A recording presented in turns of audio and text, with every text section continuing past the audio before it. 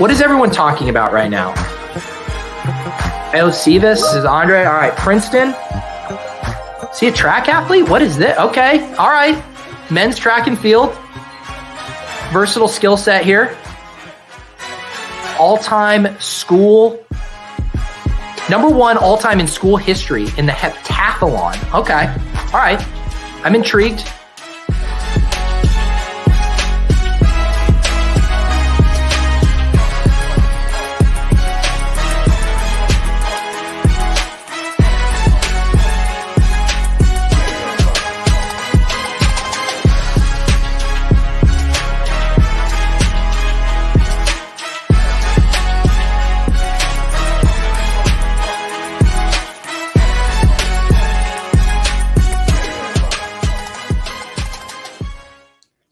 How's it going, everyone? Happy Friday. Glad you can join us. We have my good friend from the Bulletproof Discord, analyst in the Bulletproof Discord, David, at DSP4150 on Twitter.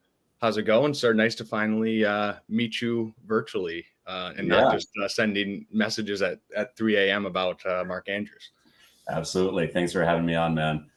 Good to be here. As Kyle just noted, you can find me on Twitter at DSP4150, or you can find me in the Bulletproof Discord. I have my own channel there, and we can have some fun. We'll talk about some Cornerstone assets today, and I'll hand it back to you. So, let's start off with those Cornerstone pieces. Kind of guys we want on every team, position by position, and David does a lot of charting work with expected points per game, and he does that for wide receivers in the Discord and tight ends, but I think he's kind of putting everyone into these buckets so that it's just more easily defined, and you can distinguish between which guys are kind of for real and which guys are just kind of propped up by ADP, and we don't think they have the analytics and other supporting metrics behind them. So, yeah, absolutely. So again, Cornerstone pieces, they're just players that I want on every single team. Doesn't matter if I'm competitive in a rebuild, if I'm, treading water, does not matter where my team is. These are guys that I think just fit every team, and they're guys that you can depend on for high level production for quite a while. So for those in the Bulletproof Discord, you're probably familiar with my wide receiver bucketing. That's my most structured thing, and for that, I break down every wide receiver into one of a handful of buckets. And I recently just kind of restructured it to make it a little more clean and a little less vibesy. So basically, I break it on an axis of age and an axis of points per game projection. And the projection has a little bit of analytics and vibes that go into it beyond just, hey, this guy scored 17 points. 17 points is what he does. He may be higher, maybe lower. Situation and the underlying peripherals are where I kind of draw the line on those types of things. And then the bucket that we're mostly going to talk about today is the Cornerstone bucket for wide receivers. I identify that as really any rookie through prime age being under the age of 28. Once you get to 28, the market starts to place a pretty heavy discount on you, depending exactly on the player. And then that bucket also should project for greater than 16 points, which is pretty much where wide receiver one ends each year. So if you're in that 16 plus range, you're probably wide receiver one. Once in a while, that might be, wide receiver 13, 14, 15. But frankly, I don't care if you're 16 plus, you're 16 plus. That's what you're doing. Love them, man. So I'll start off the wide receivers that I place in that bucket. I put this on Twitter the other day, so you may or may not have seen that. In order of points per game from 2023, the wide receivers would be CeeDee Lamb, Amon-Ra St. Brown, Justin Jefferson, Puka Nacua, who I just got my Puka Nacua t-shirt in the mail. Hell yeah. Very excited about that. And then A.J. Brown, Jamar Chase, Chris Olave, and Garrett Wilson rounds out that group. Yeah, I think we've had a lot of discussions, but I think after those top three of Lamb, Chase, and Jefferson, it's kind of all one big bucket for me. But I guess I would lean the younger guys just because you do get a little bit more of that just youth baked in where they'll hold their value for a little bit longer. So yeah, I don't know. I almost don't even like to number them after that point because it's just like, if I can trade one of those guys for another one and get a significant plus on top, I'll do that. But yeah, it's definitely any of those guys I'd love to have on any team. The thing that I run into trouble with is, and we'll talk about this more with the team building that goes along the Cornerstone players, but a lot of times those guys are available in the second round of startups. They get pushed up, and I'm not usually taking wide receiver there unless quarterback gets completely erased, which this year doesn't look like that's really the case.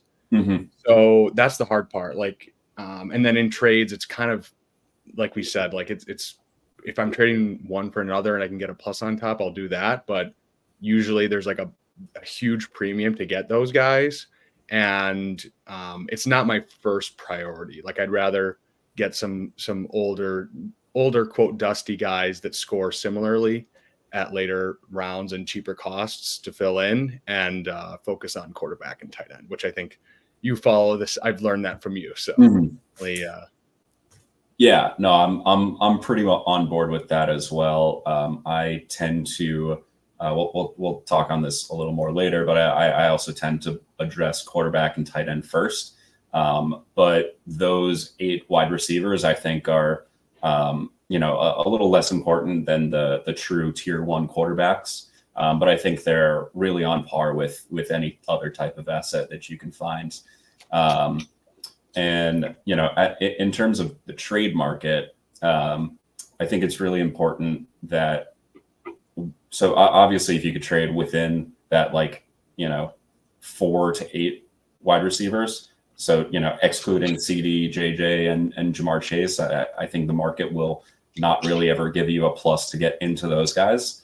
But you can, throughout the season, you could have gotten a plus to go into really any of Puka, AJ Brown, Olave, Garrett Wilson, and Amon-Ra, depending on, an injury or who's a little cold or who's a little hot for the past few weeks. So, if you're ever able to get a meaningful plus, even if it's, a mid-second where you're selecting, come April, we'll probably be taking like round 3 wide receivers and, maybe some round 3, round 4 running backs in the second round of your rookie drafts. So those are, if you can come out with Puka and I don't know, maybe Blake Corum is going to be there. I don't know exactly at this point. Yeah, probably. That sounds it sounds like a reasonable thing. So if you can get Puka and Blake Corum for Chris Olave, sure, go ahead. And if someone wants to give you Olave and Blake Corum to get your Puka, also, yeah, fine. Why not? Let's do it. Easy enough. Yeah. Yeah. So I think those are the wide receivers that, I really have in that Cornerstone tier. I think we can probably move on to, I guess, quarterback. Yeah, I have one more question for you. So, Sure. like I said, my general strategy is usually 2 elite quarterbacks early. But do you think it's viable? Like, do you think they're properly placed in that second round? If you're going for a Dak or like a T-Law or something like that, do you think it's a viable strategy to go wide receiver in the second round in a startup? I'm not sure if we have the data based on WARP and other stuff, but what are your thoughts on where they're placed next to quarterbacks and stuff like that? Yeah, I think in the second round, you're going to be choosing AJ Brown, Amon-Ra, and Garrett Wilson. I think Olave and Puka probably slide towards the back of that into the third sometimes maybe. I haven't done any startups this year, so can't say exactly. But if you're looking AJ Brown versus Dak or Trevor Lawrence, I think I would tend to lean quarterback. But I think it's probably pretty defensible to take the wide receiver. I wouldn't say quarterback is deeper necessarily, but I think there are some intriguing later round options that you can backfill, and what you'll run into is those guys either will have a lower ceiling or they'll have a lower expected years remaining, whether that's based on job security because the player isn't as good, or if that's based on age. But I think it is pretty viable to do that. Not necessarily my preference, though. Sure. Yeah, I'm just thinking through now that, like, I feel like just there's a lot of like those guys, if they're giving you 20, 19 points a game, versus kind of some replacement wide receivers, it probably makes sense to do that. But I think I just have such a bias against it that I want to poke some holes in my own game and see if I'm just biased against it for no reason. So yeah, no, definitely makes sense. And it'll also boil down to the scoring system in your league. If it's 6-point passing with juiced scoring on yards or juiced scoring on completions, then especially in those types of formats, I'll definitely want to lean towards the quarterback. But if it's more a straight up, 4-point pass touchdown, normal PPR, it probably gets a little closer on the WAR or value over replacement, whatever types of metrics you want to go with there. Okay. Well, thank you for answering that one. Let's move on to quarterback. Who do you have as your cornerstones for quarterback? Yeah, so I think quarterback has so the top 15 quarterbacks based on fantasy calc are either going to go into my cornerstone bucket or what I call the watch list, which is players that I think have the potential to make the leap, but I'm not quite sold yet based on either a sample or job security or really whatever else. So of those 15, I'll just go based on the fantasy calc order. I pulled that this afternoon.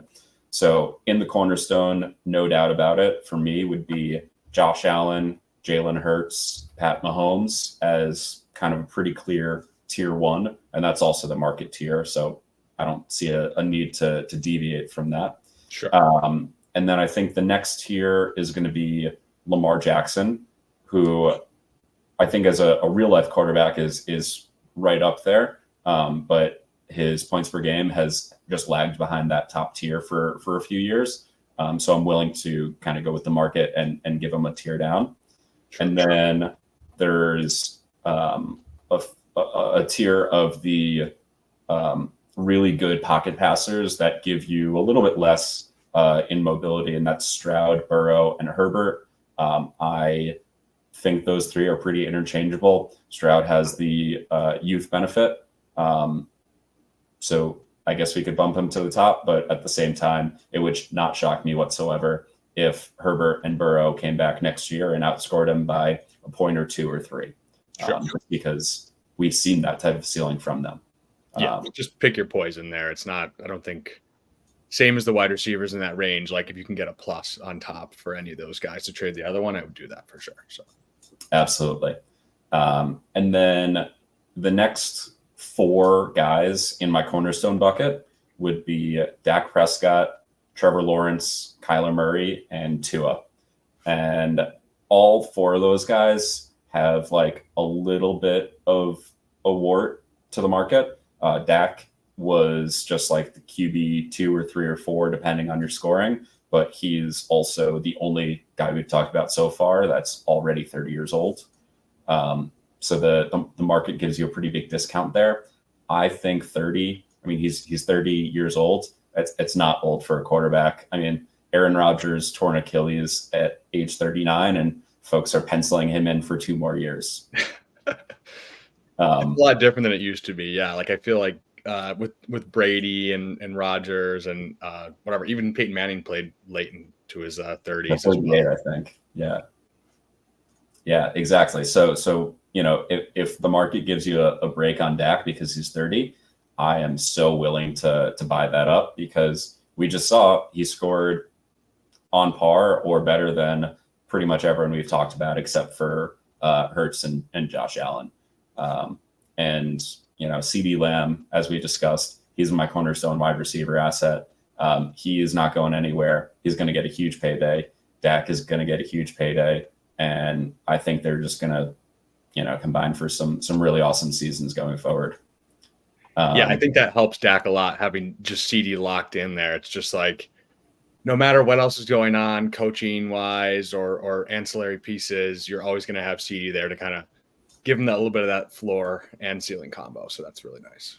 Yeah, absolutely.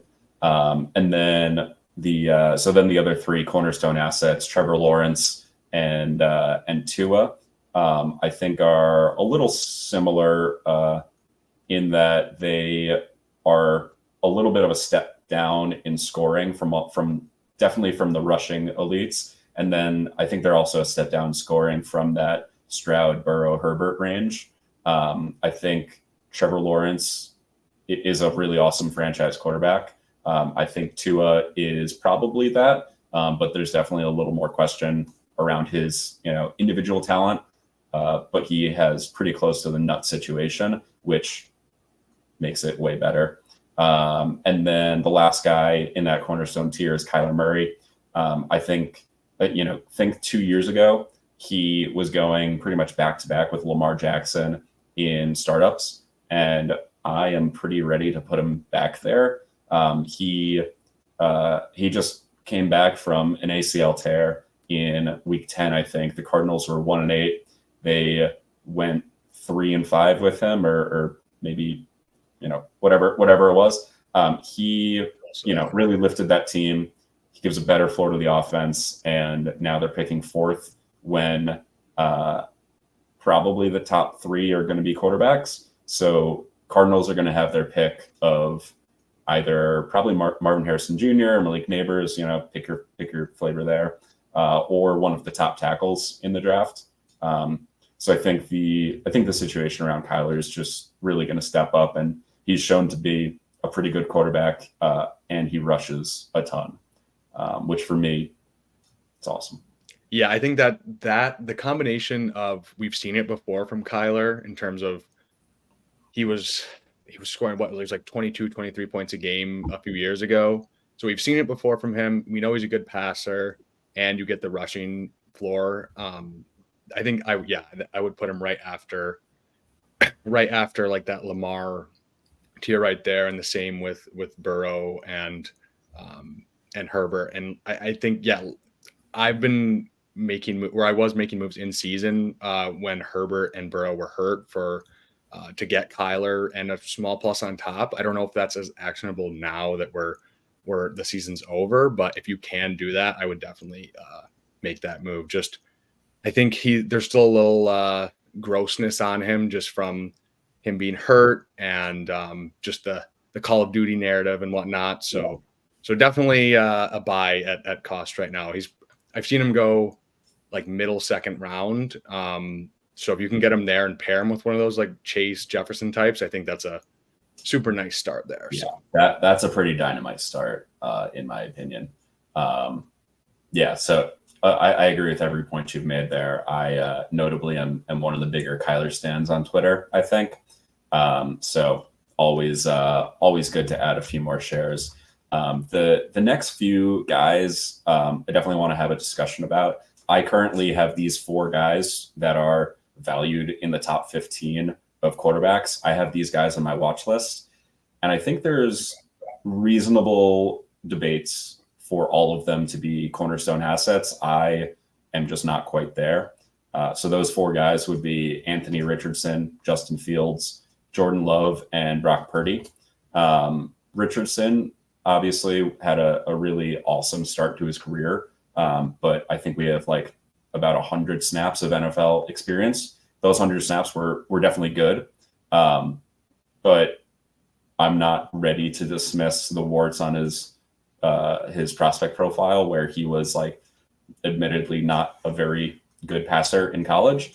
He showed a lot of improvement in those 100 snaps, which is great. But I just need a little bit more before I say, yes, he's the guy. I think his ceiling is to be a Josh Allen type scorer and a Josh Allen type fantasy value. So I wouldn't be mad ranking him where he's ranked. I just think it's a little bit of a riskier proposition. Yeah, I think the downside is definitely there, where you got to risk it for the biscuit sometimes, where it's like the payoff is so big, but then he could just be a terrible, terrible passer and never really put it together. So, yeah, which is kind of the situation that the next guy on that list, Justin Fields, is in. I think Justin Fields is a far better passer in college. He actually, in college, I think was not the most prolific runner and was like a great passer. And it's kind of flipped on its head in the NFL, where he's by rush yards one of the best rushing quarterbacks of all time to start with, and then fine but not awesome as a passer. And you can blame situation. You can look at a lot of things. Play calling has kind of sucked for multiple years. They've rotated through some different offenses, both on the coaching side as well as kind of the stylistic play calling. But it's 3 years in, and he is kind of on the hot seat as the Bears quarterback. And, his EPA is not necessarily starter level. He's still scoring a ton of points. But the job security is enough to kind of put me off of him a little bit. Yeah. Yeah. I'm really interested to see. I think they're most likely going to trade him, or at least I would hope they would. Them keeping Eberflus kind of scares me a little bit, but I don't know. I don't know where I would like to see him, or like what would be the best for his value. I don't have any Justin Fields. I think I had one share that I traded for a little bit low and then shipped him off. But I don't know. I think if he gets a more competent coaching staff and gets a little bit better weapons around him, I think, yeah, like he does have the upside, like we said with Anthony Richardson, where he does run. He hasn't shown that much as a passer, but it's like you can kind of thread the needle there and see it. Mm-hmm. But also he could be a backup in a few years as well. So just a riskier bet. Yeah, definitely. I think after 3 years of objectively not good passing results, I think it'd be a surprise to see him be a top of the league passer. But if he becomes an average passer, which I think is in range, sure. Then that's a phenomenal fantasy asset, and like probably in the upper 20s points per game, and a lock for top 3, top 5 type scoring, but just a little murky to get there. And then the last two guys that are real high value, and I'm just a tiny bit skeptical on. Actually, skeptical is not even the right word. I just want to see a little more. Would be Jordan Love and Brock Purdy, both of which had really awesome seasons. But two things about them is just kind of a limited sample. In it's a year, and for Purdy it's a year and a half. But this year he was markedly better than he was last year as an actual player, which is really good, and that growth is really promising. So I definitely want to give him his flowers there. But my main complaint with the both of them is that they really do not rush, at all. The two of them, based on expected points per game, I think we're under 2 expected points per game on the grounds, which is really not good. Yeah, Brock Purdy 1.4 expected points per game as a rusher, and Jordan Love just made the cutoff at 2. But those are not really great figures when like CJ Stroud, who everyone complained about his mobility coming into the NFL, was at 2.3.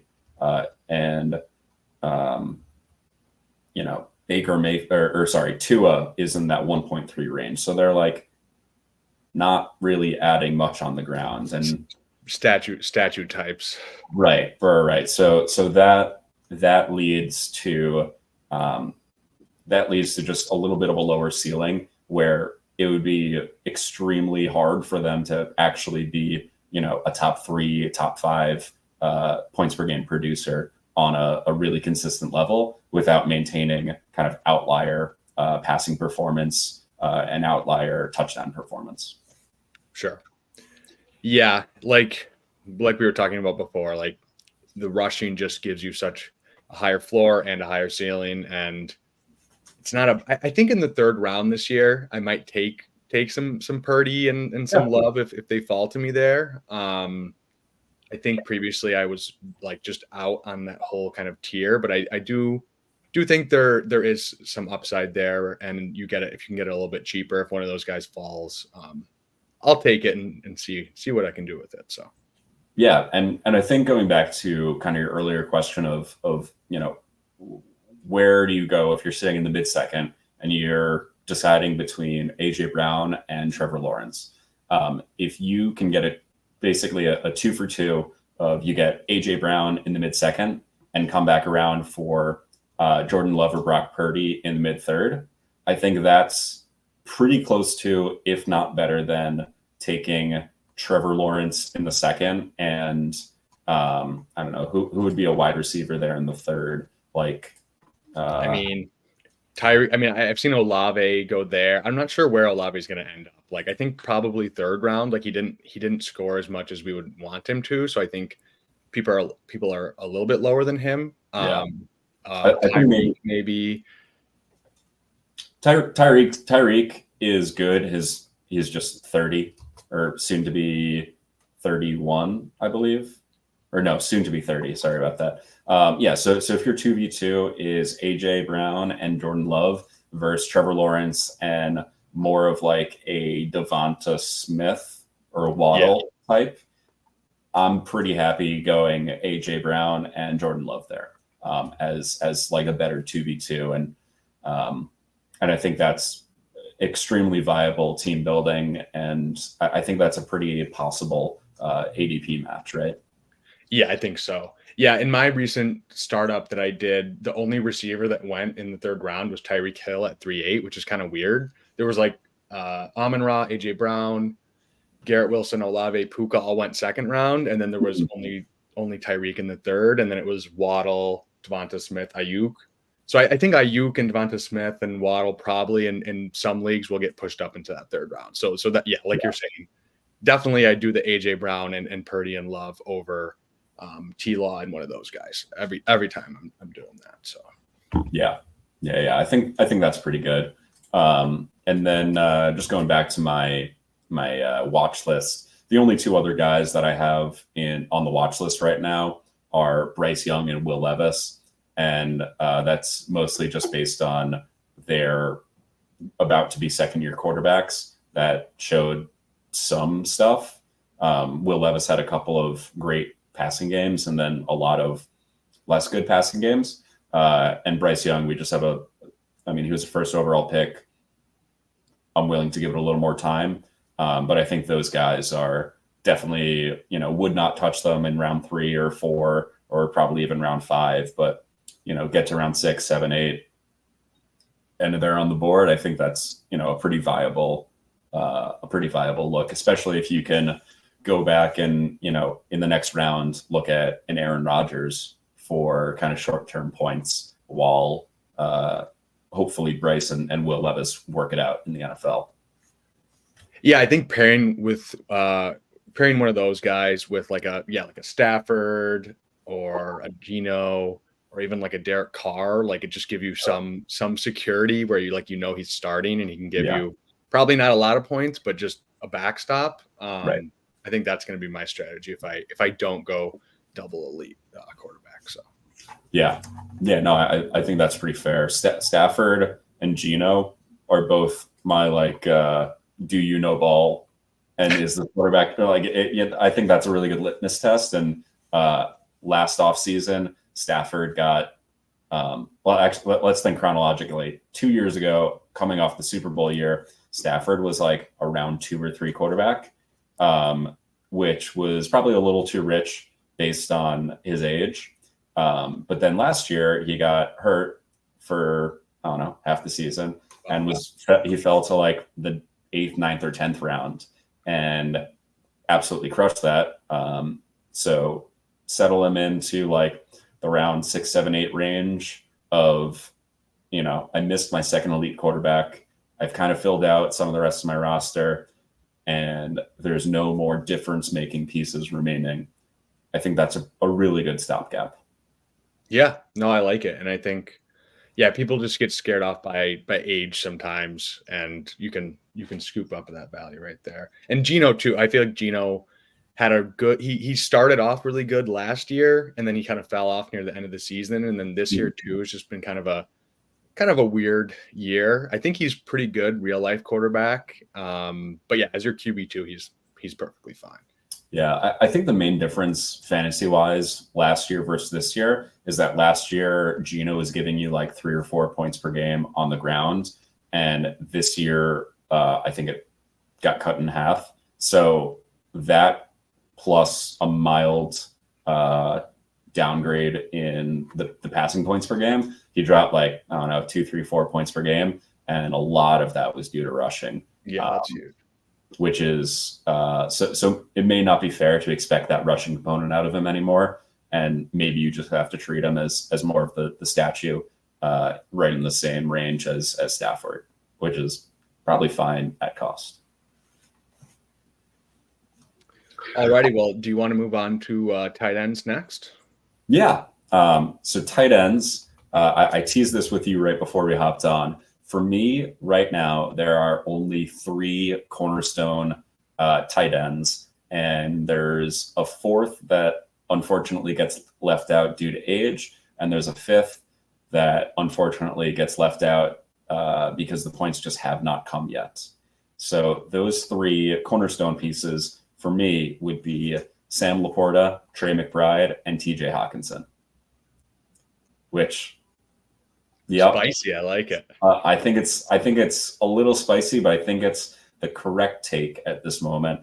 Mark Andrews is 28 now, and when I restructured the wide receiver buckets, I made the cutoff for veterans to be if you enter a season at age 28, okay. And that was based on Adam Harstad's expected years remaining. Study from a handful of years ago, where he found, I believe for me, the cutoff was when a wide receiver has less, as soon as they have less than 3 years of expected years remaining, then that makes them a veteran, right? So for wide receivers, that age was 28, and I think it's the same for tight ends. So at the tight end position, if you're 28 years old and you're in that difference making tier, you have 3 expected years remaining or fewer. And there's a neat survivorship bias in that, where like at that range, how do I say this? At that range, for each year you get older, you do not lose a year of expected years remaining. So once you go from 28 to 29, you probably still have like 2.5 years remaining. And then once you get to 30, you probably still have 2+ years remaining. But it's because at each age bucket, a certain percentage of players just fall off the face of the earth and then fall out of that population, which is kind of interesting because, I'm forced to designate these players as veterans, but as long as they are still producing at each age range, I don't have much concern about them falling off. And that extends even to like Devontae Adams, who is 31 at this point. He is well past that 28-year-old threshold, but he probably still has 2 years of expected years remaining, I would guess. And I expect him to be good for until he's not, basically. And, people will ask me in the Bulletproof Discord sometimes, I think last week someone said, hey, how many more wide receiver 1 seasons do you think Steph Diggs has? I said, until he doesn't. And that's kind of a bad answer, and it's a non-answer, but that's really the answer. Is if he was really good last year, I would expect him to be really good this next year. And then one year we're going to say, oh man, Steph Diggs kind of lost it. And thereafter, I don't expect him to ever have a good year again. Yeah.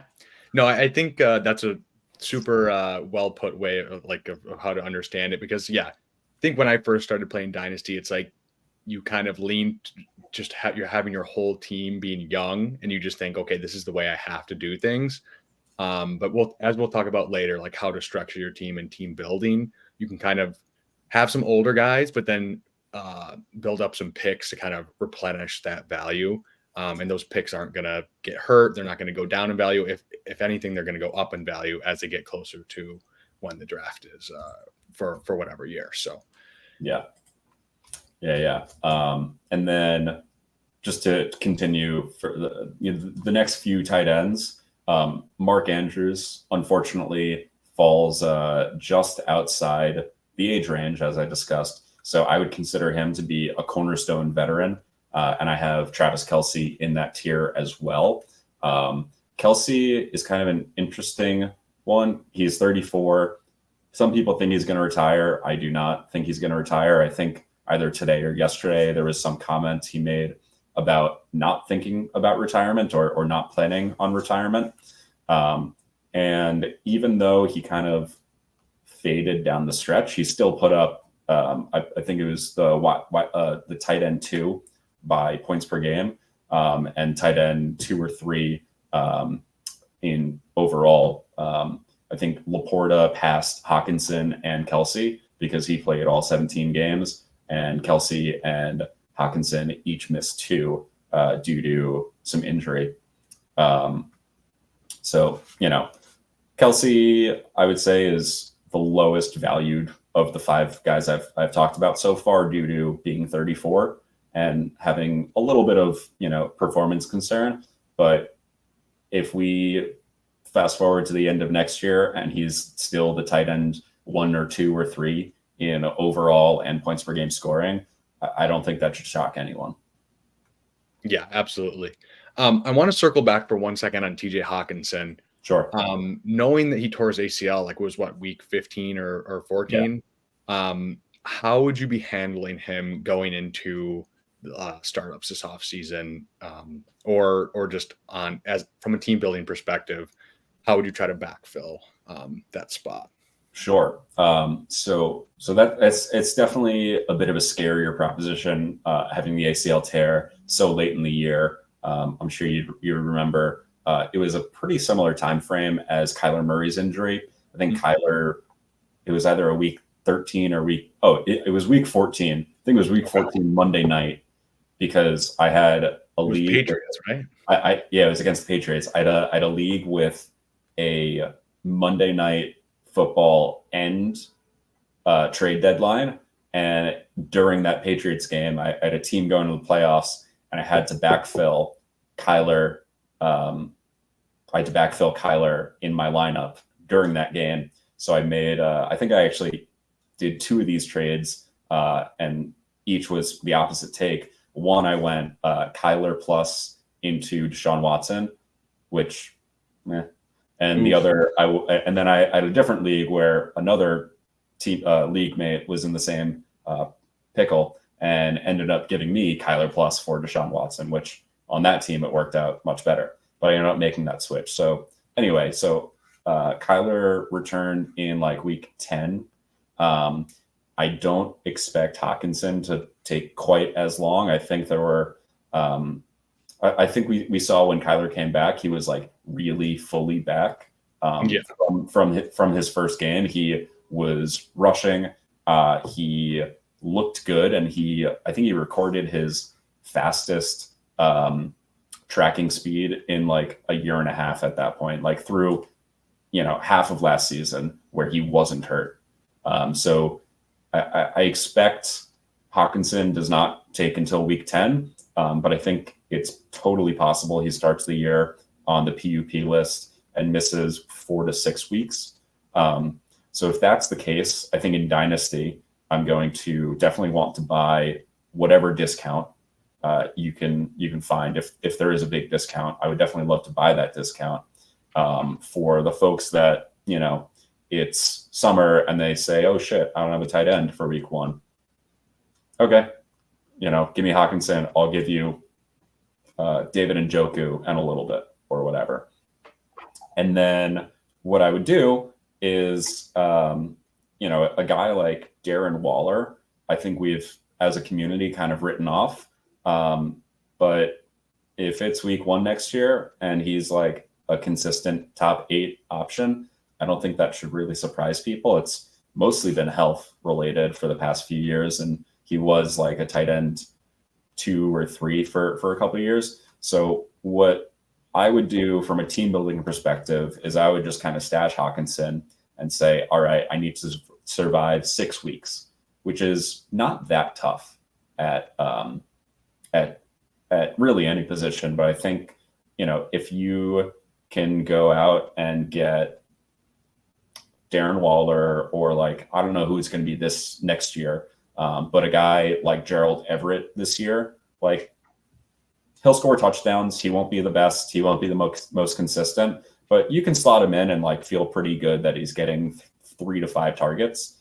And at tight end, if you put that in there, that's probably fine. You're definitely going to be at a disadvantage for some of those 6 weeks. But call it half of those 6 weeks, you're also going to be facing someone that is playing like Dalton Schultz, and it'll be a 2 to 3 point spread and in projection. And I think if you're a real contender, that 2 to 3 point spread or even a 5 point spread should not make or break your season. Yeah, you can stay afloat for sure. You can stay afloat. If it ends up that, there's whatever complication and he comes back and, like J.K. Dobbins, Hawkinson's injury was not this bad, but everyone remembers like J.K. Dobbins and Javonte Williams had ACL plus injuries and were like pretty dead for at least a year. I don't think that's going to be the case. If that is the case, then like, shit, kind of lost that trade. Yeah, I think another guy I'm targeting that I think is also falling because he had a lot of injuries this year, but still is pretty young. I think he's only 25, and he's falling because of he was injured this year. Is Pat Freiermuth. I think in the draft I just did, he went in the 11th. I think he might fall even farther than that in some leagues. And I think he still like his profile. He was looking real good coming into the year this year. So if you can buy any dip on that, I think you can get him for probably like around a mid second-ish. And I'd definitely be interested in that as a fill-in or otherwise. But yeah. Yeah, I'm definitely on board with that as well. Coming into the year, I was like not high on him necessarily, but I was like, oh, this is like a pretty interesting profile. Through year 2, he posted 19.5 and 22% targets per route run with like fine to good efficiency of 1.26 and 1.68 yards per route run. And that's like that 1.3 to 1.7 range is basically like where Evan Engram and David Njoku have existed for like 3 or 4 years in a row. So that's like fine efficiency, right? Some of the real like tanks at tight end are, closer to 2 or in 2+ yards per route run. Like Mark Andrews is 1.9 plus every single year. Trey McBride was just at 2+. Kelsey is his 1.9 yards per route run and is almost consistently above 2.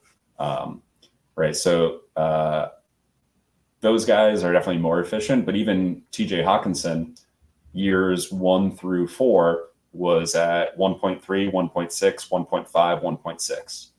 So for Freiermuth, you had someone that wasn't necessarily scoring the best, but had some like pretty attractive peripherals. Unfortunately, those fell off a little bit this year at only 17% and 1.2 or 1.1 yards per route run. So I'm cooled off a little bit on him as his peripherals have decayed. But I think overall, I think that's still a pretty good profile for a 25-year-old tight end that was a second-round pick. And yeah, and I mean, the Steelers offense, it was like obviously Pickens did pretty well in his second year, and Deontay was fine when he came back, but I still think it was Mason Rudolph and Kenny Pickett, and it probably will still be Kenny Pickett next year, but whatever. Having a backup quarterback for a large part of the season and him being injured, I think we kind of got to give him a mulligan going into next year. So yeah. If you can get a discount on him, I definitely do that. Yeah, I'm with you there. And then to round out this tight end discussion, a couple of guys we are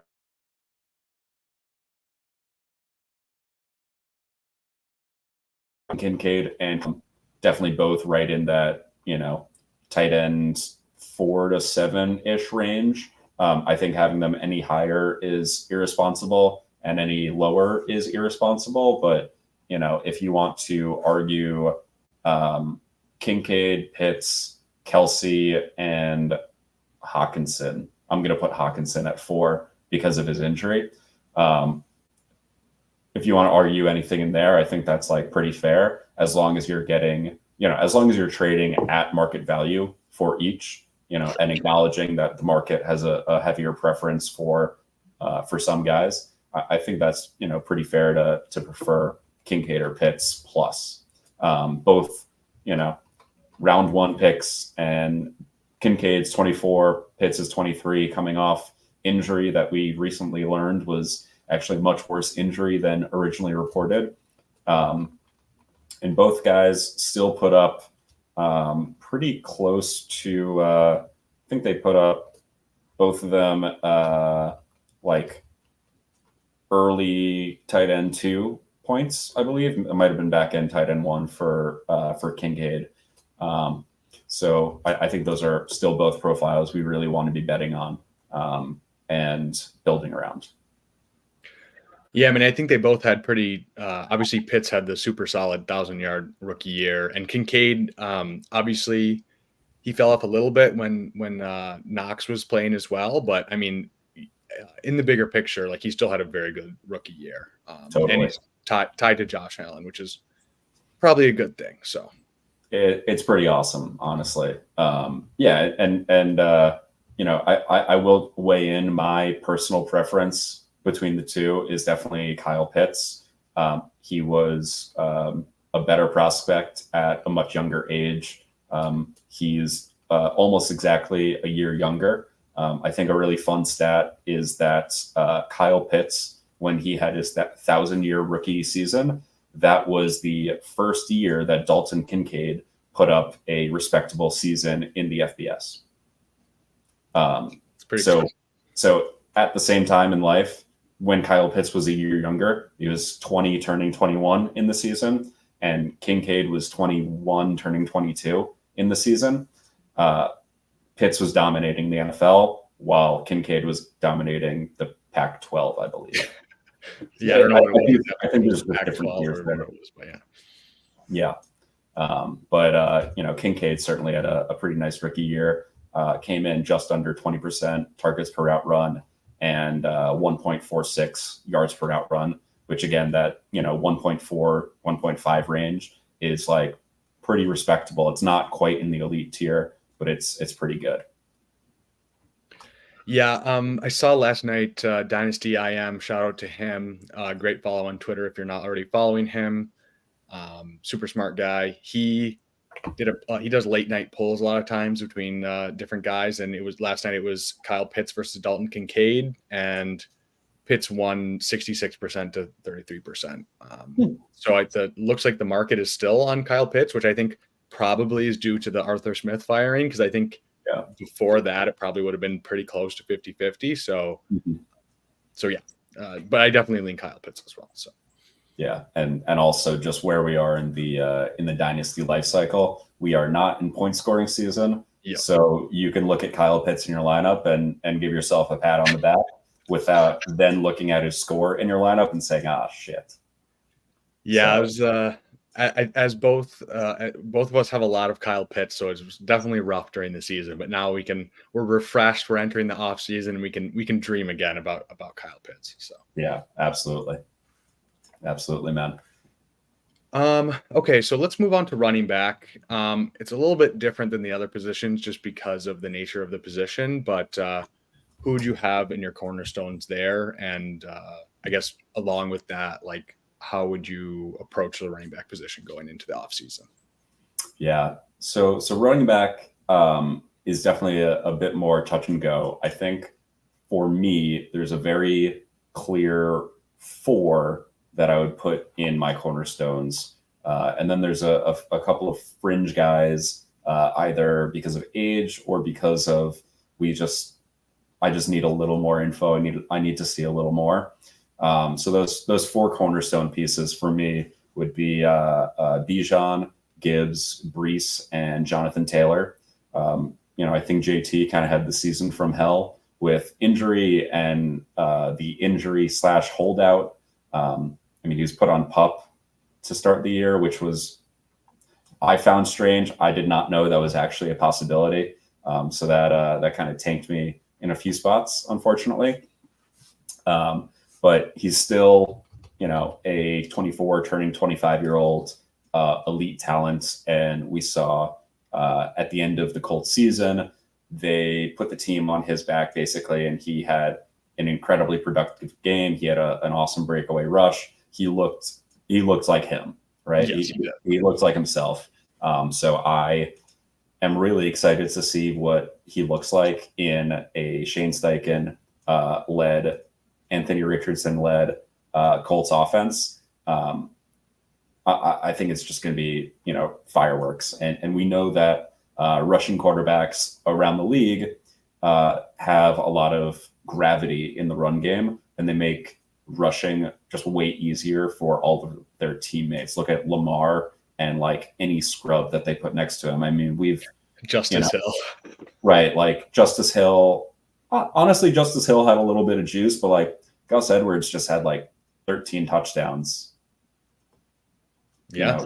We've seen Melvin Gordon and, countless other like 30-year-olds walk in there for 5 weeks and look respectable because defenses on every running play and on every passing play have to give Lamar credit for running. So add in Anthony Richardson, who we saw in 4 games, looks like a pretty dynamite rusher. Add in Steichen, who schemed up a hell of a run game for the Eagles last year with a mobile quarterback. I think that's going to be really exciting. Yeah, that offense overall, like when you have that fast pace, it just it's the tide that raises all boats, or whatever the saying is. I can't think of it right now, but you got it. But yeah, I think if you can get a discount on him as well, like I think there's probably still some bad juju on him based on the beginning of the season and everything going on. So I think he probably will fall like late 3rd, early 4th, which I think is significantly after those other 3 of Gibbs, Bijan, and Hall. So I think he's a nice like cheaper version of those other guys. Probably not the same passing game upside, but he also gets he's a little bit older too. But I don't think he's like a bad pass catcher. It's more just like if he's tied to Richardson and maybe there's a little bit less dump off just based on the fact that he's running more and there's not as much just like passing quote dropbacks, or I forget the term for it, but yeah, I still think he is a good buy at that price. So yeah, absolutely. And then I mentioned a few guys that kind of narrowly miss. Christian McCaffrey is like, he's going to be a 101 to 103 selection in any redraft format next year, right? You can debate putting Tyreek or CD or Justin Jefferson ahead of him, but like, I mean, come on, man. We just saw him have like one of the greatest seasons that he's done in a while. So fun to watch that guy play, and he's on one of the most efficient offenses with one of the best player callers. The only wrinkle is that he will be 28 by the time September rolls around, which, the running back cliff comes for everyone and it comes fast. So just due to that, he just has to be outside the cornerstone tier for me.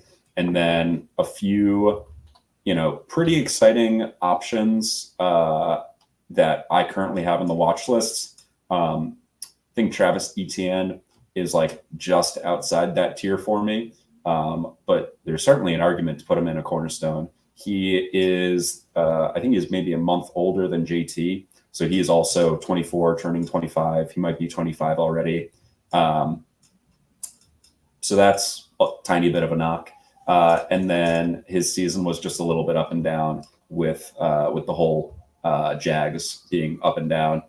His efficiency dropped off from last year, but he has shown an ability to be both very efficient and handle a huge workload and be like pretty good in the passing game. So I think he certainly can put it all together next year and like really make me look dumb.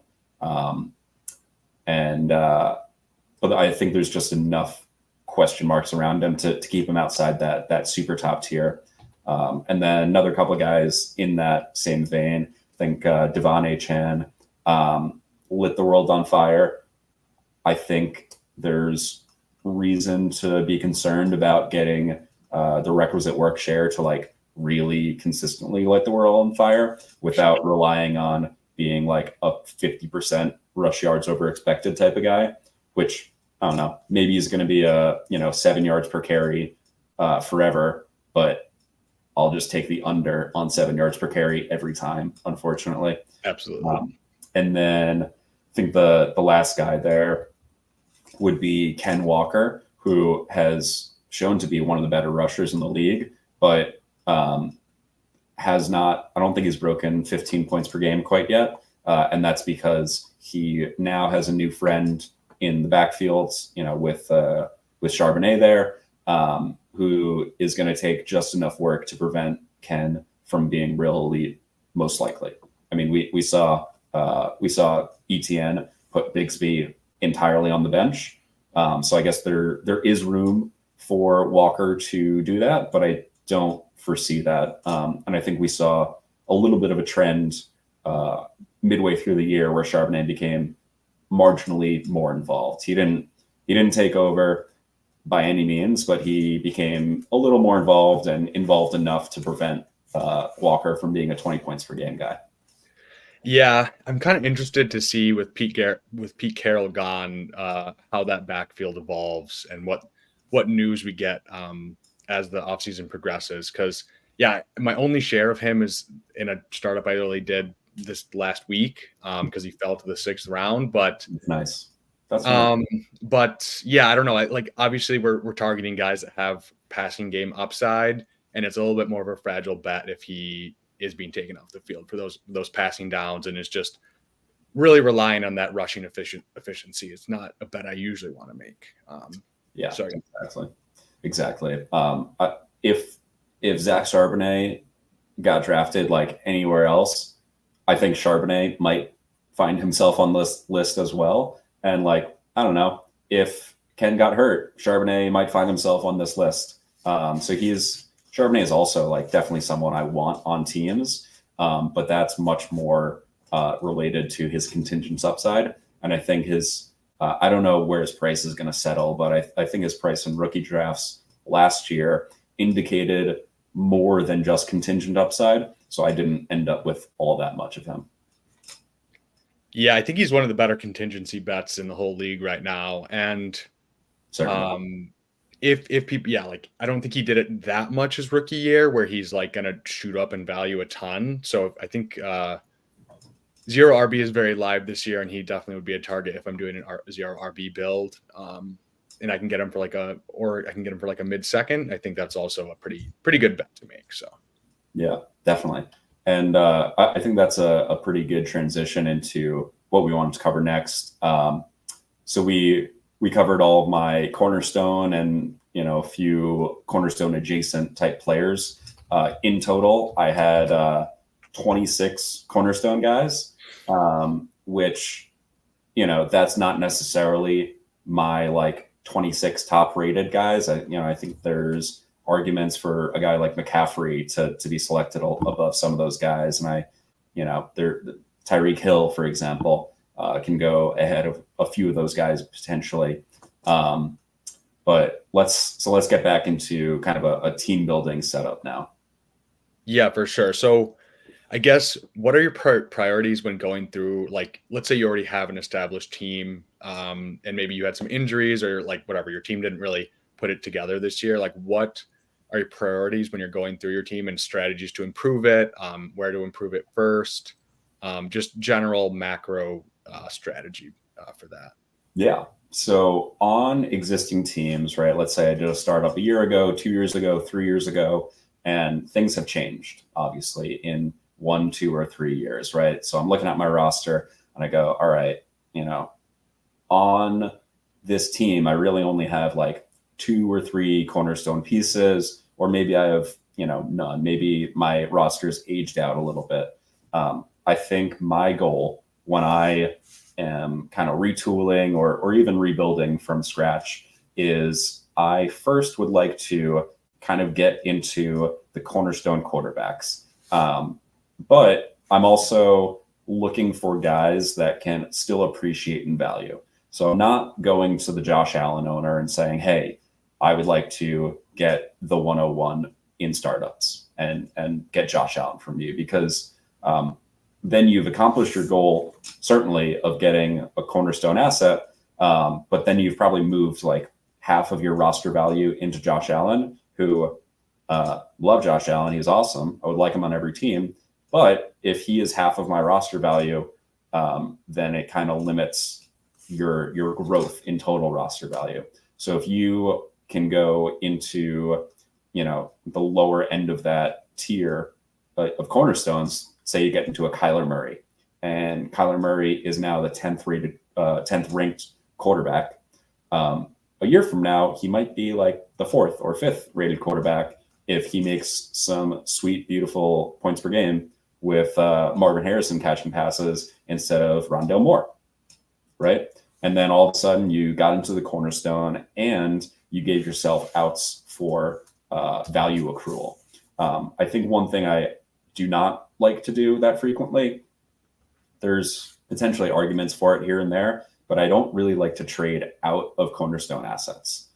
So if I'm sitting there with Kyler Murray and someone wants to give me Purdy plus, that's not always something I want to do. But again, as we spoke about earlier, a guy like Purdy, Jordan Love, Anthony Richardson, they're like pretty close for me. So if I'm getting a huge market win, then I'll do that. That's kind of where I look for.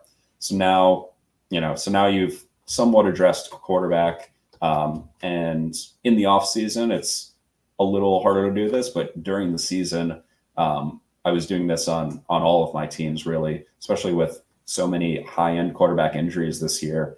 I went from like 0 Joe Burrow shares to like 20% Joe Burrow shares as soon as he got injured. And I was doing that by trading either other cornerstone pieces and getting a pretty significant plus to account for health, or I was giving non-cornerstone pieces plus to get into a cornerstone piece that was discounted due to injury, right? So again, that's an example of getting into the cornerstone tier, but giving yourself outs for value appreciation, and injury discounts, a pretty consistent way to get there.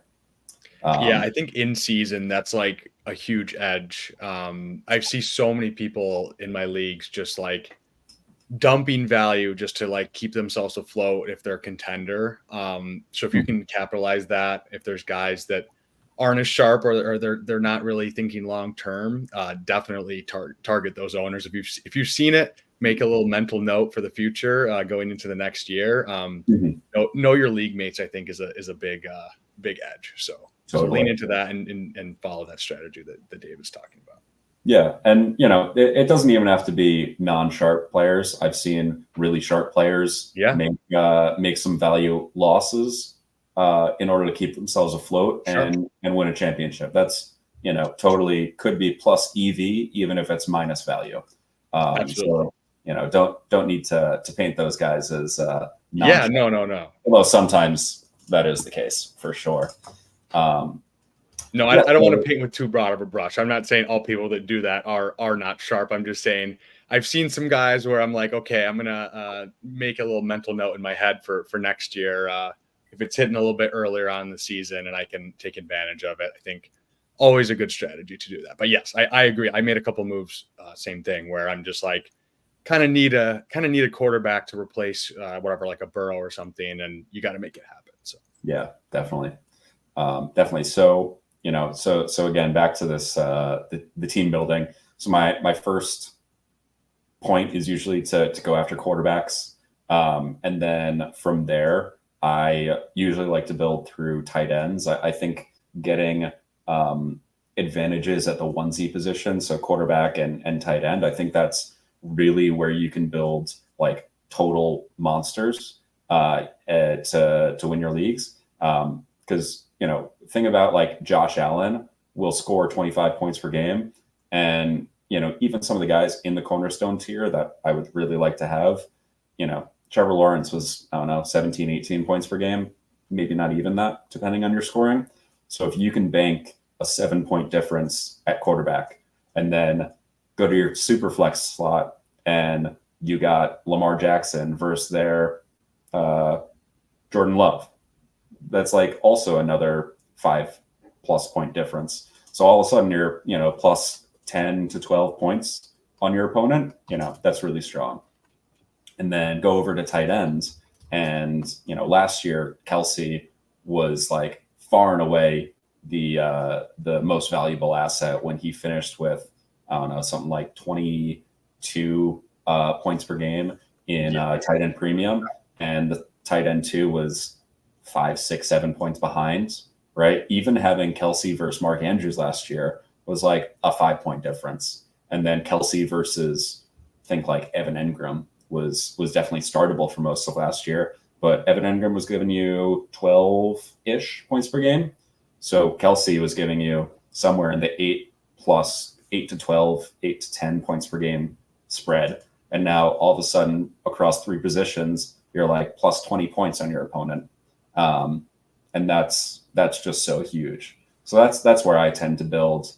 And then from there, if I can, if I took a ton of Brees and I took a bunch of Bijan and a bunch of Gibbs in rookie drafts, and I am totally happy to just hold those guys kind of forever while they're young and scoring a lot of points. At some point they'll move into the McCaffrey range where I say, they're a little older, they're a little less valuable, but if I would like to win a championship, they're, like easy buttons for 20 points. So I think that's kind of my order of operations, is kind of go quarterback to tight ends and then address your running backs and your wide receivers and flex in just kind of the most economic way possible. If I can, I would love to, get all the cornerstones, right? Like, let's say Puka, I bought for late ones on a lot of teams early in the year. And now I have what I determined to be like the wide receiver 5 or 6 or 7 or 8. And I got him for a late first. And that's great. And, come rookie drafts this year, maybe it's Troy Franklin, or maybe it's, another guy that's not going to cost you more than like the 110.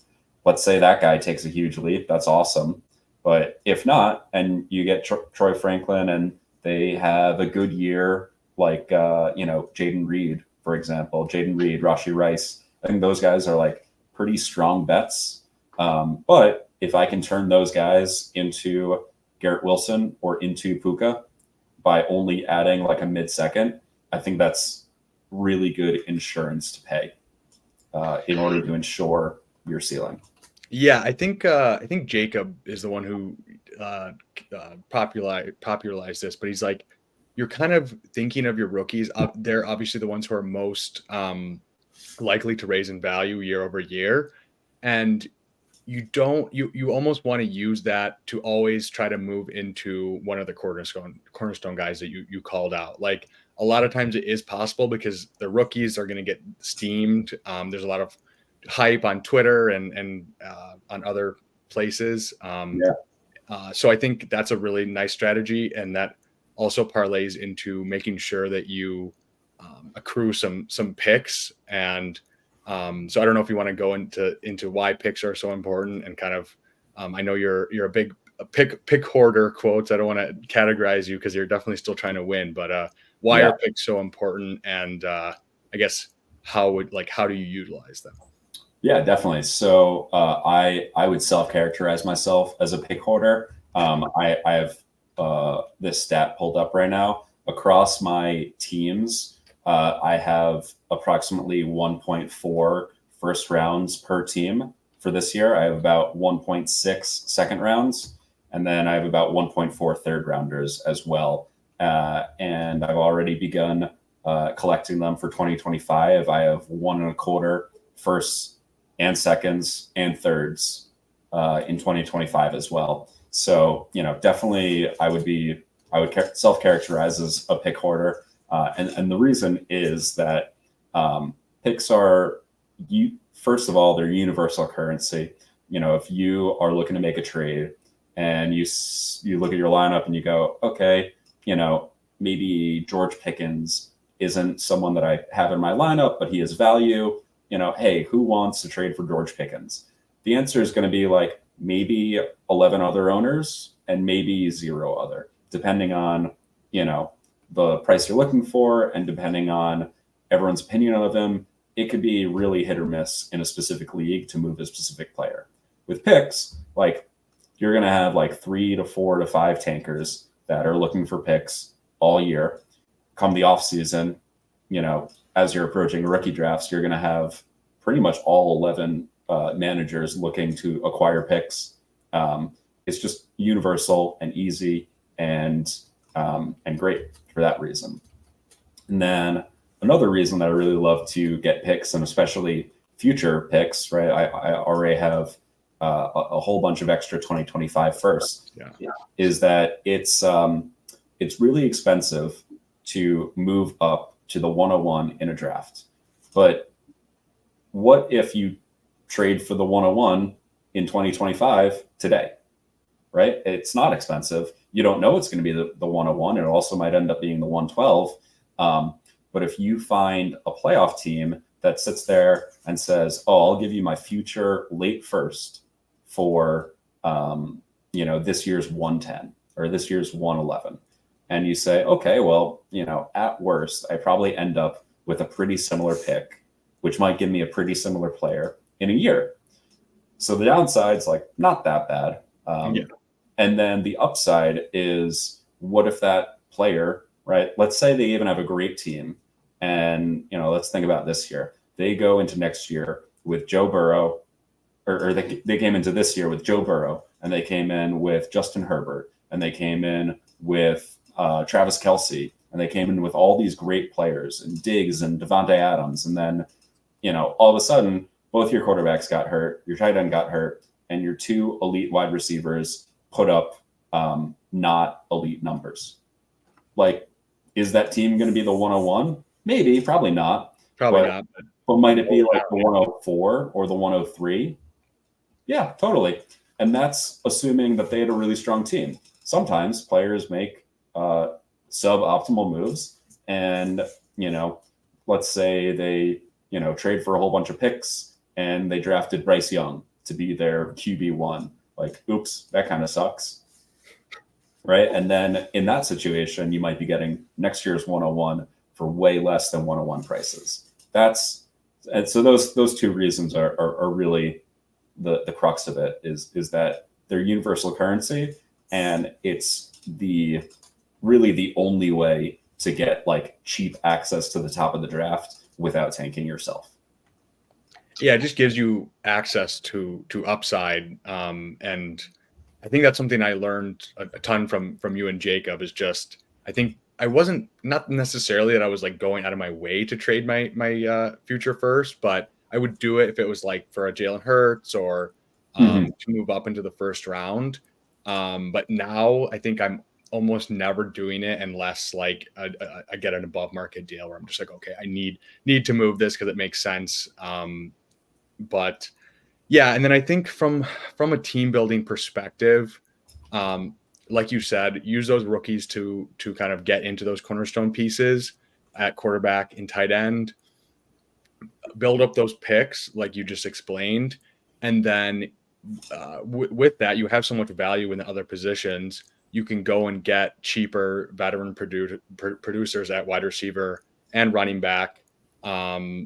Someone like an Alvin Kamara this year who gave you almost, I don't know if he ended up where he ended up, but he was scoring almost 20 points a game for most of the year. Yep. A Keenan Allen was going in like the 9th or 10th round a lot of the times last year.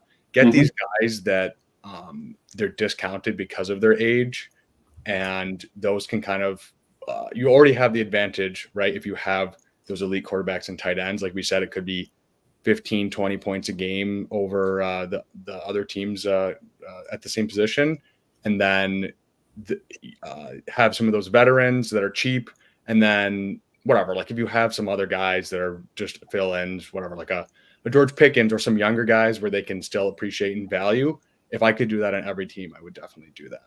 And then one other note is a lot of times, unless I can get like whatever, just it happens to fall to me where I get two like a Gibbs and a Bijan or something, which almost never happens.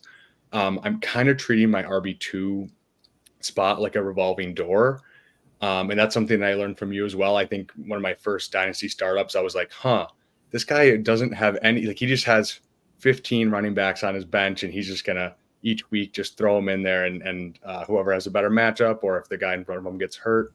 It's just, you can shift your value into other spots, and you can get pretty much replacement production from those that platoon, I like to call it. So yeah, definitely. And earlier this season, over last off season, I had somewhere in the neighborhood of 30% of Zach Moss and Jerome Ford, and within week 2, Chubb tore his ACL. Week 1, week 2. Yeah, week 2. Yeah, something like that. Right. So within 2 weeks, I had like viable running back 2 production for free. And even if I didn't roster them, in a handful of places, I went and I gave a 3rd round pick for them. And I was more than happy to do that because I was going to get running back 2 production for pretty much the rest of the season. Especially with Zach Moss, there were some weeks where it was all JT, and there was weeks where we said, "Oh, JT's back. See ya. Thanks for your service." And then we still ended up getting way more weeks out of Zach Moss. So yeah, I definitely, if I can get studs at RB2, happy to do it. If I can get James Conner at RB2, totally happy to do that. But I'm also pretty content to kind of just throw in like Justice Hill here and there when I need to, and survive. Yeah, that's what I would call it. It's like survive. Like you're not looking for whatever 20 points a game from that spot. You're like, okay, 10 points a game with the rest of my roster built up in the way that we're describing. You'll be able to survive, and every once in a while, yeah, you will get a Zach Moss, a Kyren Williams, someone like that, where it's like, I think one of my teams where I won the championship, it was like Pacheco and Kyren Williams, where it's like I was going in and I didn't really have a ton of quote great options, but it just variance broke my way, and it turned out real nice. And then another thing about hoarding those picks, you can kind of use 3rd round picks to fill in your roster like that. Let's say you do have a JT and he goes into the year and there's some weird stuff going on and you need a replacement. You can use those 3rd round picks, whether it's 1 or 2, and just throw them around kind of as whatever. They're easy currency to use to pick up some fill-in spots, whether it's I don't even know a good example, like a Tyler Boyd type. He wasn't good this year, but someone like that where if you need a flex and when a couple of your guys get hurt, you can throw them in there and get 10, 11, 12 points a game to keep yourself afloat as well. That's another really big thing where it's like, if I can acquire those, that'll help you out. And just, I think it's really, really plus EV just over the season to do that. So. Yeah, definitely. And you know, I spoke earlier about how many picks I have, and that really kind of boils down to, like, for example, on my 2024 third rounders, I have 20 extra. So I traded for 20 thirds, and I traded away 9 of my own. So I still have net plus 11, which is, you know, how I still have an extra. I have 0.4 extra picks in the third round, and I traded away a third of mine. Yeah, that's pretty wild. But yeah, it's like it's just going to give you so much flexibility to do whatever you need to do, whether it's get fill-ins, or if you're tanking, you can pass them up. Just helps so much. I do have one more question for you, based on, like you were saying, you don't really want to trade away your cornerstone assets. So I had a few teams last year where I think I was going a little bit too far down the rabbit hole of, I have like Mahomes and Josh Allen on the same team and then not much else around it. Mm-hmm. How would you go about, if you do have like a couple elite quarterbacks and not much else? Let's say whatever, you got some injuries or just didn't fall your way. How would you go about handling that, and what would you do in that situation? Yeah, so that's a pretty unique situation. I prefer to not move outside of what I would consider a cornerstone piece. But you know, if you are sitting there and saying, "Oh, like, this kid's an idiot," Anthony Richardson is totally a cornerstone piece. Or, you know, even move way down the ladder and say, like, you know, Purdy and Deshaun Watson, and, you know, let's say Bryce Young. Or earlier in the year, if you said, "Hey, Sam Howell, that's a cornerstone piece," you know, unfortunately, the Howell bet did not work out. But as comfortable as you are, you can just kind of go pretty low. I would advise to be, you know, have a pretty high level of a pretty high standard, so you don't get caught in the Sam Howell is a cornerstone piece debate, or even the Bryce Young is a cornerstone piece debate. You know, I think his prospect profile was great. Last summer, I was shouting from the rooftops to go trade your Bryce Youngs for Dak and Kyler and Deshaun Watson. The Deshaun Watson trades kind of backfired. He was someone I totally had in my cornerstone pieces prior to this year, and during the year, unfortunately, had to drop him out. Have a ton of Watson that I would love to pivot off of now, but kind of just go from Mahomes to, you know, if you can get Mahomes to Dak, I think that's totally fine. But you just have to make sure that you're doing it at market value, which is probably, you know, you could probably get like Dak and 2 first-round picks and like a little bit more, right? Dak plus a couple of firsts, plus, like, you know, some your favorite throw-ins, whether that's you know, a wide receiver or a running back or whatever, and then, you know, just kind of hope that those firsts break your way.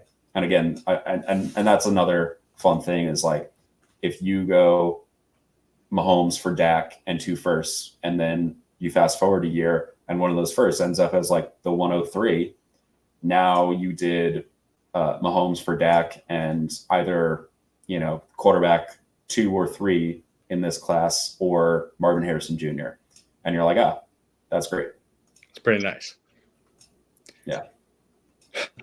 Yeah, it is a very niche question. I feel like most people aren't building their teams like that, but I'm just like, I think I have 2 teams where I'm just like, I pulled off I think it was a Mahomes for Justin Herbert, Breece Hall, and like Gabe Davis or something like that. So Herbert obviously got hurt, but it's like, it's probably around 2 firsts on top, maybe a little bit more with Gabe Davis. Didn't have a great season, but I think I snuck into the playoffs in that league, where if I didn't have that, I just wouldn't have the depth to really do anything. So yeah, I'm definitely going to be trying to make a few moves like that, where I like tear down a little bit at quarterback, pick up as much as I can. I feel like Mahomes, obviously he's still like the 101 or 102, but sentiment is a little bit down on him. So I don't know if this is the best time. Maybe if he has a good playoffs, or just as we get into like startup season and the off season, I can get a little bit more. But yeah, it's been a tough one in those few leagues. But I think as soon as there's like any free agent or draft addition to the Chiefs, they're going to be like, oh, Mahomes is back. Like, whatever. And I think that's probably like pretty valid. Like, get, MVS, Justin Watson, Sky Moore, like, thanks for playing, but get out of here, bud. Yeah. Like, there's the door. Sorry. And I think that's like, probably the right way to look at it. I think it would be shocking to me if there was not one, like, at least mid-tier addition, whether that's in free agency of, like, I don't know, like a Marquise. What about Marquise Brown? Right, Marquise Brown type guy. I don't think they'll get any of like the T. Higgin type guys. Maybe they do. I don't necessarily foresee that. But I think, either Marquise Brown or, like, I think they're pretty much a lock for a first or second round wide receiver. Sure. Yeah, I think you're right. That'll everyone will be right back in once it's not those nasty Justin Watson MVS types. Yeah. I do want to talk before we close out. I know you're obviously a big Mark Andrews stan, and I am as well. Recently, Trey McBride has kind of been the apple of your eye. Can you just give us a little bit of background on him, why you're kind of boosting him up into that top tier, and whatever, maybe some actionable trades or something like that where you could get into him? Yeah, definitely. So Trey McBride, I think, as a prospect. So Trey McBride as a prospect was really quite a good prospect. He came from, I think, Colorado State rather than Colorado, right? Yeah. And he was a second round pick. In college, he had like 1,000 yards receiving as in his last year. Really impressive. He also had really good athletic testing. He was a little bit on the smaller side for tight ends. I think he's like, 6'4", 250 instead of being like 6'6", 260, for example, or like, a Darnell Washington or Mo Alley Cox type of like the 6'7" giant range. He was definitely more in the receiving tight end model, which is kind of what we're looking for anyway. So I didn't mind that. And then last year he was stuck behind Zach Ertz, who, dread him, run from him. Zach Ertz is going to catch 100 balls in a healthy year. It's just going to happen. It's inevitable. Maybe not quite now after the ACL last year and another injury this year. And, now he's a free agent. So, maybe the days of 100 catch Zach Ertz are truly over. And that's probably a good thing for the league. But, being stuck behind Zach Ertz, I don't think is like a very damning indictment on a rookie. The concerning thing was when Zach Ertz did get hurt last year, Trey McBride became like mostly a full-time guy. And he just wasn't overly impressive as a rookie. He only earned 12% targets per route run for 0.83 yards per route run. As we talked about Freiermuth earlier, Freiermuth had like way better rookie peripherals and on a way better route share as well. So I definitely cooled a bit on McBride last summer after I, looked at his full rookie season. It just wasn't that great.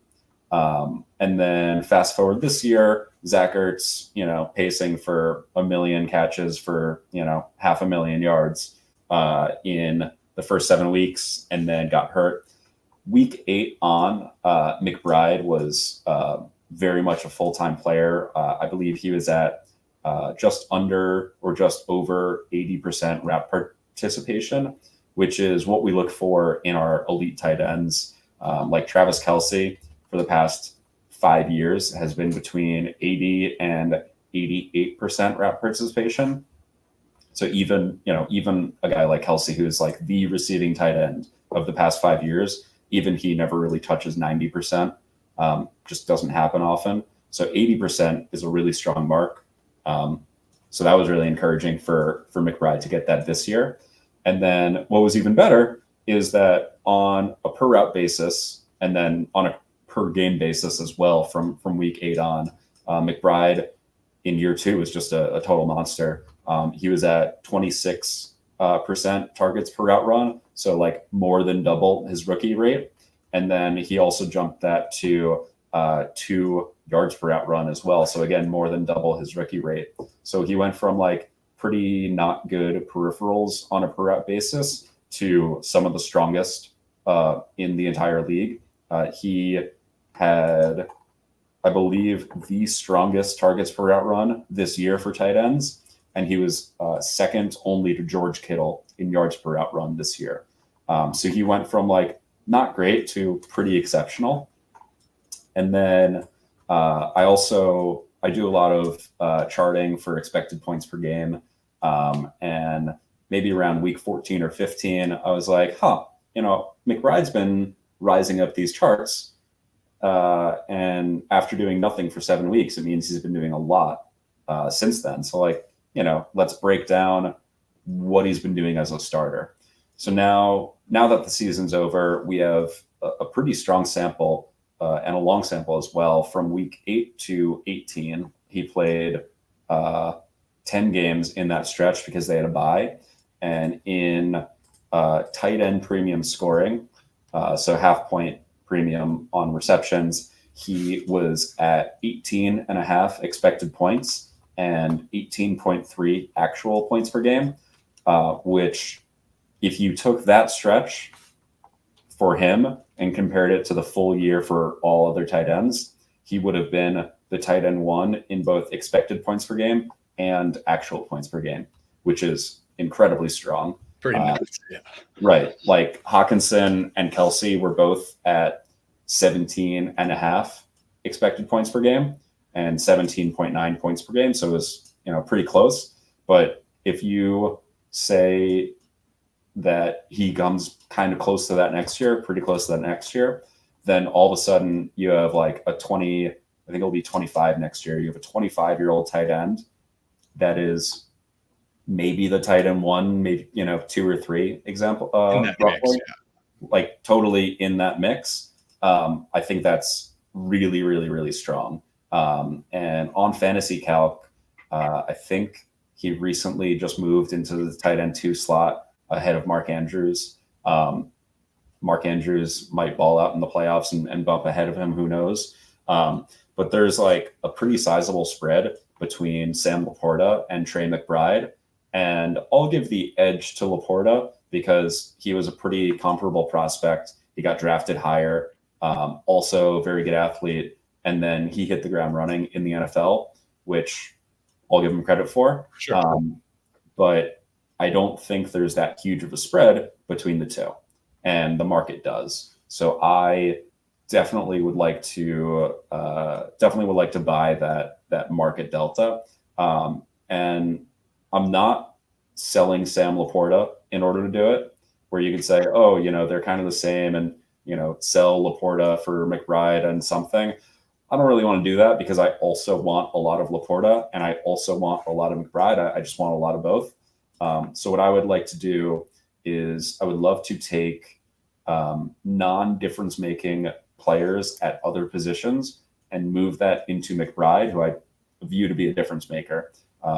So think about like your favorite rookie receiver, not named Puka Nacua, and maybe not Dell, maybe not Rice or Reed or Flowers. But like if you take Jordan Addison, who was, totally solid this year and gained a lot of value for you and was a good rookie pick.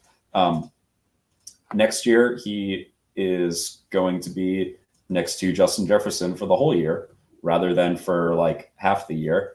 And he might take a little bit of a leap forward, but ultimately I think he is much more much more Robin than Batman. And if you can take Jordan Addison's like 12 to 14 points per game and trade that for McBride, who might give you a 5-point advantage at tight end, I think that's a really strong proposition. So something in that neighborhood, I think is pretty fun. And you can maybe even get into like do Waddle or T Higgins or Devonta Smith, that type of like the 14 to 16 points per game guys. I think I don't know exactly where ADP and market prices will settle on them, but if you can get a plus to go into McBride, I think that's really strong. If you get it straight up into McBride, I think that's less strong, obviously, but it might be something I'm willing to do. Yeah, you know what? Those are three guys that I was literally about to bring up. Waddle, Smith, and Ayuk both went before McBride in this draft I just did. I'm not sure if that's – I think McBride will probably go higher in most drafts, but I mean, they'll probably score pretty similarly. And if you can shift those points into the onesie spot at the tight end, I think I'm pretty willing to do that. No, I think that's good. Looking at this board now, like, Waddle, Smith, Ayuk right ahead of him. And then also in rookie picks, it looks like 1, 2, 3, 4, 5, 6, 107 went before him as well. Yeah. Oh, seven as well. Yeah. Oh, yeah. It's cut off a little bit. Yeah. So like, let's, so at the 107, you're probably looking at, I think Rome Odunze is mocked there at the moment. Sure. But like, let's say at that point, quarterbacks 1 through 3, right? So Caleb, May, Daniels are gone. And then Marvin Harrison and Malik Neighbors are gone. And Brock Bowers is gone. I probably am pretty comfortable taking McBride over everyone else in the rookie class, unless someone else comes in and surprises with really good draft capital. If there's a fourth quarterback that ends up going top 10, that might be, maybe a little dicier. Sure. But, if it's like Knicks or Penix that don't really have a lot of mobility and are a little more questionable on the passing side. And older as well, yeah. Yeah, then like I'm probably comfortable going McBride. If I don't know, someone like Brian Thomas, I've seen pretty high in a few spots. Like if he ends up being like a top 10 pick, I doubt it. But if that happens, there's a case to put him above McBride. But beyond that type of surprise, I very comfortably am taking McBride over anyone outside the top 6. And Odunze, I would probably go McBride, but if he ends up, super high draft cap. Yeah, top 8, top 10 type draft cap, that's closer. But I think the top 6 I'll take over McBride. Actually, I don't know. It's hard to say. It's hard to say I would take Bowers over McBride since we have a really strong McBride NFL sample. Sure, yeah, he's already shown it. But also I know, or I'm pretty confident that McBride's going to be priced behind Bowers, and I would like some Bowers exposure, even if it's kind of a gross cost. I think that's just a bet that I kind of want to make. Kind of same as like Anthony Richardson last year, where like he was like a pretty absurd cost, but I still wanted some. Yeah, you don't want to be fully out on it just because you do want a piece of the pie that could go to the moon. So yeah. Right. Like if Brock Bowers from day one is like the tight end 2 or 3 in the NFL, and he is 4 years younger than McBride, sure, give him Dynasty tight end 1 or 2. But I'll need to have him just outside that for the moment. Yeah, no, I definitely agree there. Well, David, thank you so much for hopping on. It's our first time seeing each other over video. We've messaged each other for probably almost 2 years. So it's really nice to talk to you and get your thoughts on everything. I just wanted to plug a few things. Obviously, follow David on Twitter at DSP4150. He's always providing very interesting charts and insights and some funny memes and tweets as well. And David is an analyst in the BPP Discord. And today I just was announced that I'm joining the team as well. So I put some links in the chat for DFB Bulletproof Bean Counter on Twitter here, and then also his Patreon. So be sure to join in and join the conversation and get some deeper insights into Dynasty. And I'll be doing some best ball content as well. And I know, David, you're a big best ball guy as well. So we'll look into that as the off season goes on. But any last words or anything else you want to plug? No, I think you mostly covered it. Come give me a follow on Twitter, join the discussion in the Discord, and happy off season, everyone. Yeah, get into a startup, and get wild with it. It's still the Wild West a little bit out there. There's not a settled ADP or anything, but just follow along. And one more thing, one more thing I got to plug before I leave. Every week I'll be doing 3 shows a week, either Monday or Tuesday at 9 a.m. I think it'll be variable based on what's going on, but early morning on Mondays or Tuesdays. Wednesdays, I have my co-host, the L Coach, who is a guy I'm in a lot of leagues with, and he finished 15th in BBM4. So pretty sharp guy that I'm super good friends with. So we'll be every Wednesday, 8 p.m. And then Fridays, it's variable, but I already have some really good guests lined up moving forward. So definitely tune in for those Friday nights where you can get some very smart people on, David included. I'm sure we'll have him on again. So absolutely. Thanks for having me, man. Awesome. Well, happy Friday, everyone. Have a good weekend, and we will see you soon. Thanks so much for hopping on.